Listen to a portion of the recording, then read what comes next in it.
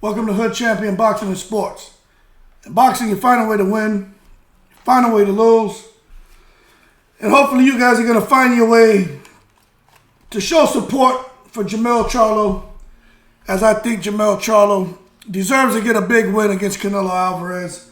Not everyone's going to agree, but that's good. But there's some things we need to ask about this fight, and some things we need to answer, and then just basically have a conversation. Very, very simple.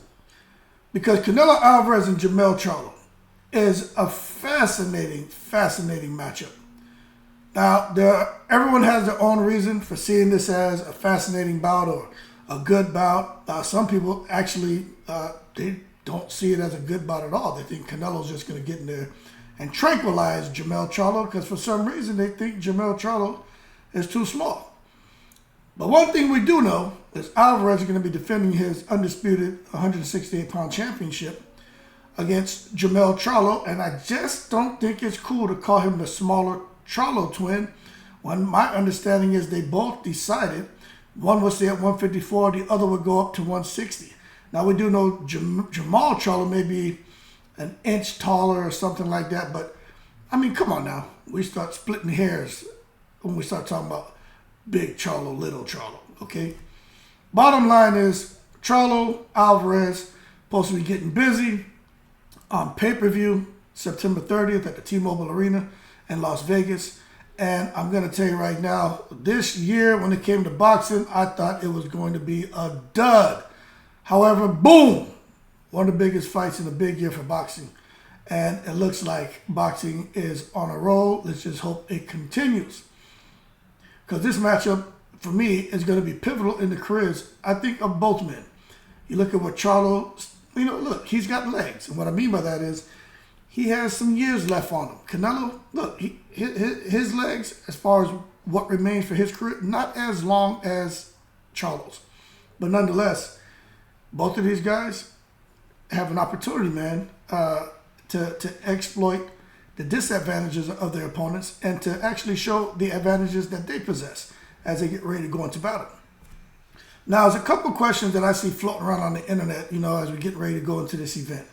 People keep talking about all kind of stuff, but the number one thing that keeps coming up, I already kind of touched up on it, is the size and the difference. Is it going to be an important factor? Who has the advantage, who doesn't? Now, I will say probably size could matter. Right? We got to be real. The weight division for a reason. But the fact that Charlo, who, he's undisputed at 154 pounds, and he's going up 2 weight classes to face Canelo. Now, what I'll say is this, right? Let's understand this. Charlo's 33. But I want to make this crystal clear. When we start talking about Charlo's moving up in weight, let me tell y'all something. The man normally comes down past 168, past 160 to get down to 154. So he's not a guy who walks around at 154. He walks around at like 175. So what's happening now is he's going to cut down to 168, and instead of going down 2 more divisions, he's just stopping 2 divisions shy where he would normally go. So it's not that he's coming up. You understand? People thinking, oh, he's got to put on muscle, he's got to do this. No. He just doesn't have to drain himself anymore. So he's just stopping a couple of weight divisions shy where he would normally go, right? But understand now, Charlo's used to punching and getting punched by junior middleweights. He has sparred super middleweights. He sparred light heavyweights, okay? And the one thing we know about Charlo is that he has outstanding ability. He has knockout power. Doesn't matter what you think. Unfortunately, though, he's shown that at 154 pounds, so the concern is, hey, this is a bit risky. He's about to bubble up to 168. Is he going to carry that power? We don't know. I'd have to say we'll find out because we don't know. But when you think when someone has the ability to knock you out with one punch, just because they bubble up a couple weight divisions, that's not going to diminish their punching power. If anything, they're even more of a threat. So let's hold your horses and not take it to the stupid, saying Charlo's at a risk because his power's not going to be the same. Man, that power's going up with him. Trust me. But we're talking about Alvarez, size, his strength, his ability to slip punches. Now they're saying, look, man, this whole thing about Charlo and his boxing IQ and his strength, that may not be as significant getting up there banging with a guy like Canelo. And I'd say this, both are very, very, very talented. But I can understand somebody favoring Canelo. He's been at the weight division for the longest. I don't really like the way he's fighting these days. He'll throw single shots like he's falling in love with his power. He knows if he lands one shot, he can break something on you. And that seems to be the style he's going to. If you look at Canelo when he fought, what's his name, Miguel Cotto, that Canelo's gone, people. That Canelo with the combination of fast hands and all that, he's out of here. That ain't the same guy. Canelo could say what he want about, oh, my hand, my this, my that. You can't have confidence if you didn't train this way.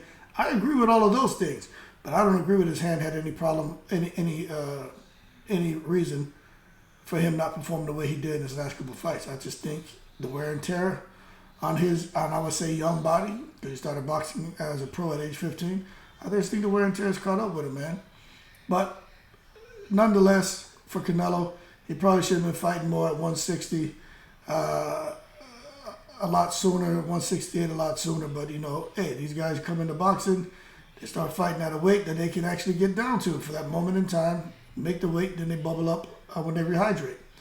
But for Canelo, obviously, he just couldn't do it anymore. The 140 pounds, 47, 50, 52, 54, 160, 168 is where he's the most comfortable. And you can't blame him for it.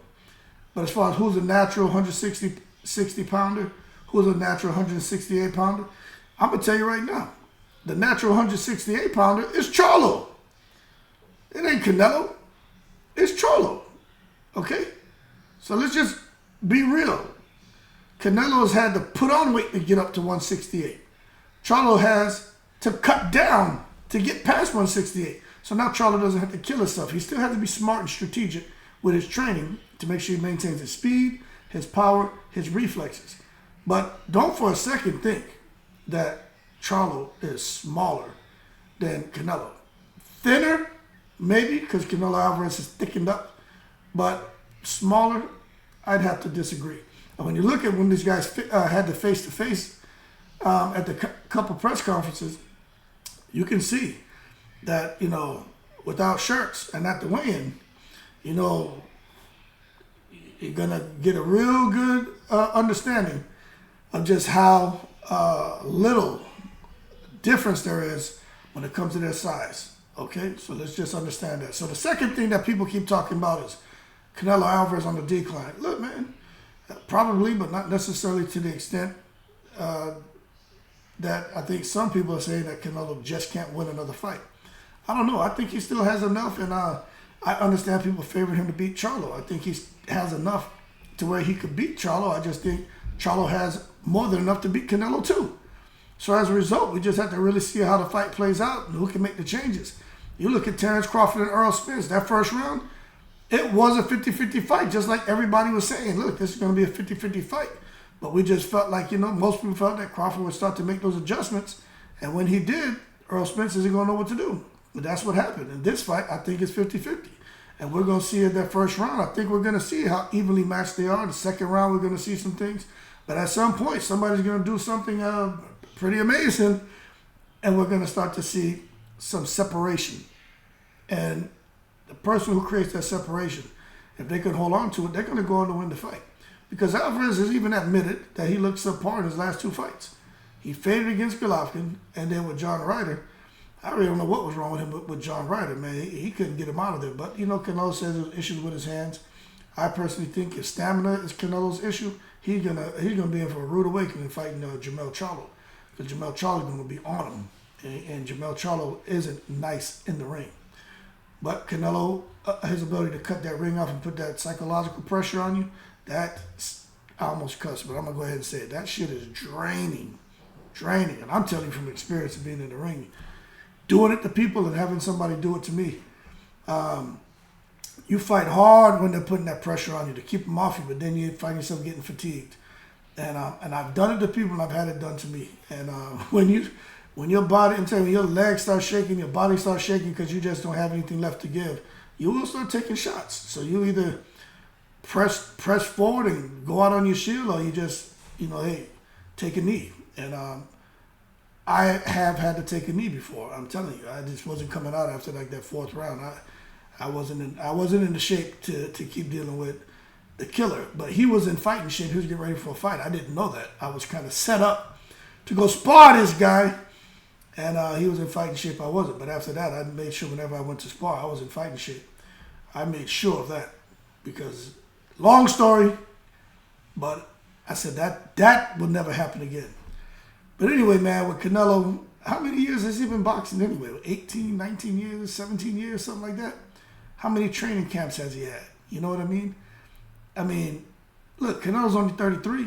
He and Charlo the same age. But you just gotta, at some point, it's like if you run a lot, you start to get issues with your knees, with your ankles, the shin splints, your back, you know what I mean? Arthritis, advanced arthritis starts to develop. And y'all can't tell me that Canelo, although he's a young 33, after 18 years, man, 17, 18, 19 years of being a professional boxer, y'all can't tell me that Canelo Alvarez, these poor performances aren't attributed to just whatever he's been putting himself through over the last 17, 18, 19 years, okay? I think that contributed to those poor performances, and I just think going forward, he's going to find out that, hey, look, man, I'm not the same guy, and Father Time is unbeaten, and I think Jermell Charlo's going to give him the business, right? It is what it is. Talk about he better get his hands and wrists fixed, whatever is wrong with it, because he can't come in a fight with Jermell Charlo being handicapped. I don't want to hear that. Just like Earl Spence and Terrence Crawford. Yeah, Earl Spence looked a little weird, but we don't want to hear those excuses. Earl Spence doesn't want to make the excuse. You know what I mean? Just go in there and make sure that you're in a great shape. But we're going to see what direction he's going, because he's saying he's healthy, he's optimistic, and he's looking to prove everybody wrong on September 30th, right? But as far as stylistically, man, people saying Canelo has a style to beat Charlo. Some say Charlo has a style to beat Canelo. Look, man, Charlo's an athletic boxer.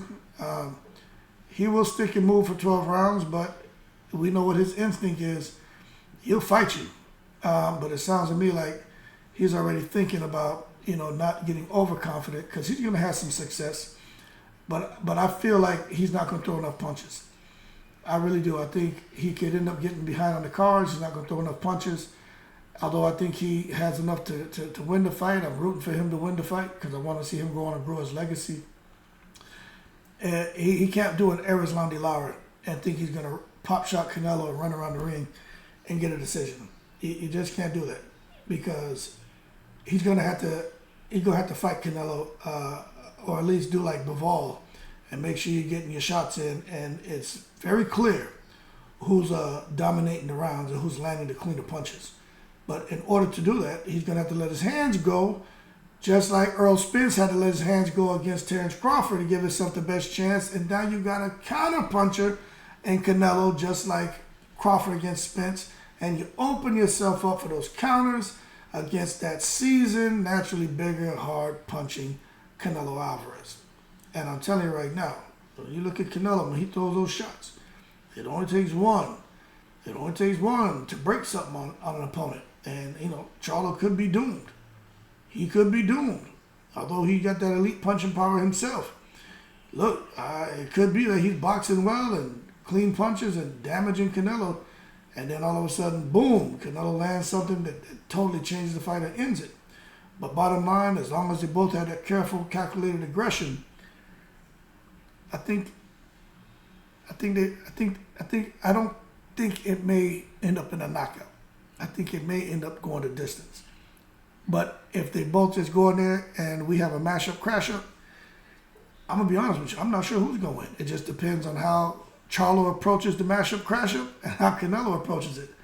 But if somebody was to get caught unexpectedly, I think it'd be Charlo getting caught by a slick counter by Canelo Alvarez. But it is what it is. So what does this fight mean to these guys, and who's going to win? Well, I'm gonna tell you right now, man. I think the fight means a lot to Alvarez, so he can continue to go out here and make these huge paydays, be the face of boxing, to kind of erase the performance he did against Bivol, and for him to eventually become a billionaire off of boxing. That was Canelo's goal, and he's still working towards that. Anthony Joshua had a similar goal, become a billionaire, doing it just off boxing. Although they have outside investments, they just know with the kind of money they're making, there's no need to retire from the sport. You'll never have an opportunity to make this kind of money again for, 36, 40 minutes or whatever it is. But let's see, because I think this means a whole lot to Jermell Charlo, because he gets to become two-time undisputed and do something that basically no one feels that not many feel he has a chance to do. And people saying he doesn't have any titles at 168. He shouldn't have this opportunity. Let me tell you something. The man's undisputed at 154. He's bubbling up to make undisputed versus undisputed fight. If you have an issue with it, you go out there, man, take up your argument with the secret society and the key decision makers behind the scenes, because they're the ones that decide to make this fight. You know what I mean? Yeah, Jermell has the courage to take on the big risks and stuff like that, but the secret society are the ones who brought Canelo over and said, let's keep him happy, trying to give him a fight that makes the most sense, but at the same time, they want Canelo. I think the secret society wants Canelo to keep winning. That's why they got him into with a Charlo. Undisputed versus undisputed. But at the same time, I mean, what are we talking about? So I think if Canelo falls short, he'll be the guy who just boxed too long, his legacy's intact, and he'll be applauded for what he did in boxing. But if Charlo falls up short, he just be remembered as a guy who just couldn't quite get to the top. You know what I'm saying? Because remember, he did a lot at 154. But most of the great fighters are, multiple weight division champions. And just remember that. You're looking at Roy Jones, you're looking at De La Hoya, you're looking at Mayweather, you're looking at the Sugar Ray Leonard, you're looking at all these guys who were boxers, man. They were champions in multiple weight divisions. All these elite superstars, Shane Mosley, all these guys.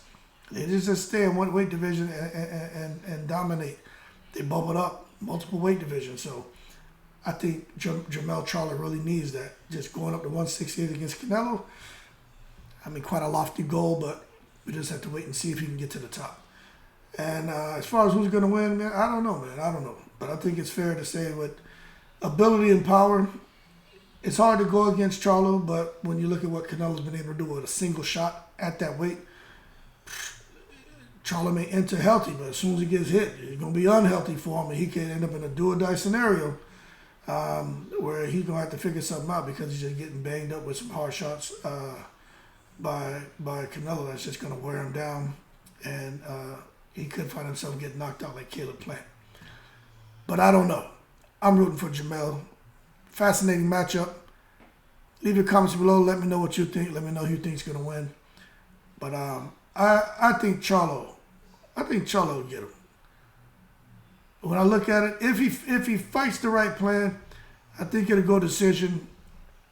And I think but he's got to make it one-sided like Bivol. But my mind says, Canelo gets him and knocks him out before 12. But then, this is where I start getting in trouble with these predictions, because instead of me sitting here and just looking at it on paper and saying, look, Canelo, when you look at it and do a thorough analysis, Canelo should be the favorite and should win by knockout. But when I put my heart into it, it's like I'm rooting for Jermell. But I do think he has what it takes. And I think when you take Ronnie Shields into consideration, Guzman into consideration, Derek James into consideration, and what they bring to the table, I think it'll be unfair for me to sit there and say that Jermell doesn't stand a chance. Now, I think he does, and I think he has a good chance of winning this fight, especially if Canelo is starting to deteriorate. That being said, we got to wait to September 30th to see, and I'm looking forward to it. Y'all keep cool. Shout out to the veterans. I'm in the breeze.